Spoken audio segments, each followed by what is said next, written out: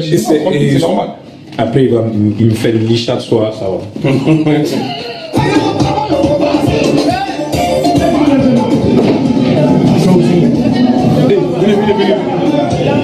Balancez.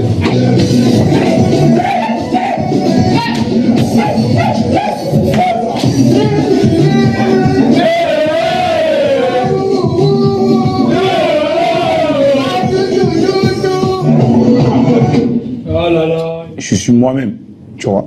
Parce que si demain je change pour les gens, je ne serai plus moi-même. Bien sûr, il y a des choses à améliorer, tu dois faire attention.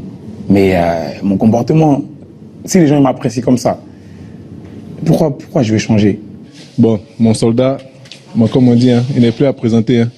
Comme on dit, quand on a besoin du sel, tu vas pas acheter du sucre. Donc...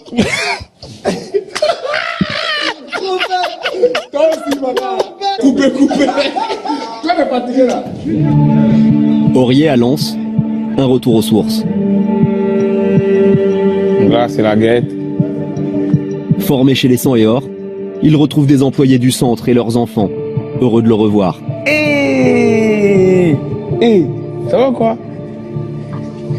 Ça va? Oui. Ils ont grandi. Ça va? Ça va quoi? Et toi? Bien, tranquille? Ouais. C'est plaisir de revenir ici. Ah ouais? Ça fait longtemps. Si, ça fait plaisir de te voir. Pourquoi tu avais le choix entre la Côte d'Ivoire et la France? Bon, c'est le choix du cœur. C'est son choix. Le choix du cœur. Mais je regrette pas. C'est bien. Aujourd'hui, je suis content même de jouer contre la France parce que ça, c'est un moment spécial. Et t'es devenu costaud, hein? C'est un Serge Aurier nostalgique qui s'adresse aux jeunes de la Gaillette. Les meilleurs moments de ma vie, c'est ici que je les ai passés. Donc profitez. Hein. Bon courage à vous et puis bon, j'espère vous voir sur les terrains de Ligue 1 rapidement. Enfin, pour certains. Bientôt, ça va arriver. Tu penses? Bon, c'est bon alors. Ceux qui deviendront des champions seront confrontés eux aussi au danger de la notoriété et à l'exploitation médiatique de leur dérapage. Le vrai problème pour moi, c'était pas moi-même, c'était mes parents. Et cette histoire-là, elle a fait beaucoup de mal à ma famille, tu vois. Et surtout ma mère. Elle est tombée malade pendant très très longtemps. Donc c'est ça qui me dérangeait dans l'histoire. Sinon, moi-même, non. Moi, je suis un soldat, tu vois. J'étais préparé à ça. Mais ça m'a permis de grandir encore plus. C'est triste de dire ça, de se servir de ça.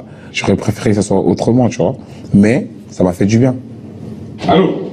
À quelques heures du match, Serge Aurier et Sérédier se préparent, chacun à leur manière. Lui, il n'a pas besoin, tu vois, de rester dans sa bulle et tout. Il est comme ça. Il n'a besoin de parler, de rigoler. Moi, je suis loin, donc le fou. Merci.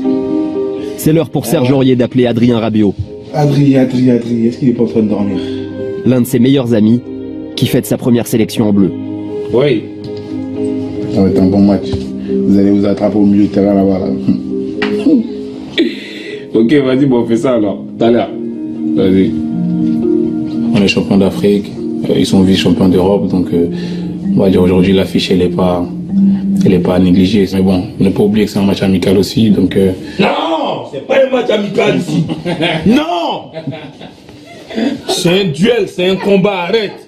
Je suis pas d'accord moi. Mon Dieu. 19h30. À peine arrivé au stade, tout le groupe, chrétiens, musulmans et athées, prie ensemble. Père éternel, nous te prions. C'est vraiment quelque chose pour moi qui est symbolique parce qu'il y a toujours eu des guerres de religion. Et aujourd'hui, à travers ça, tu vois qu'il n'y a pas de problème.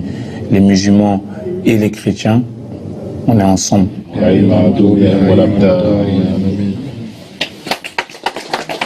Le paradoxe Aurier, un joueur décrié par le grand public, mais apprécié par ses coéquipiers et ses adversaires.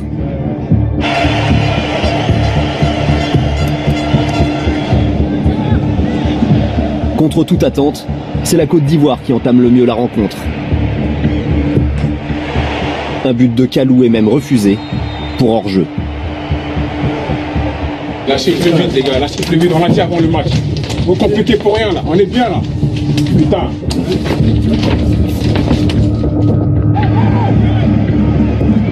Encore une énorme occasion pour les Ivoiriens en toute fin de match,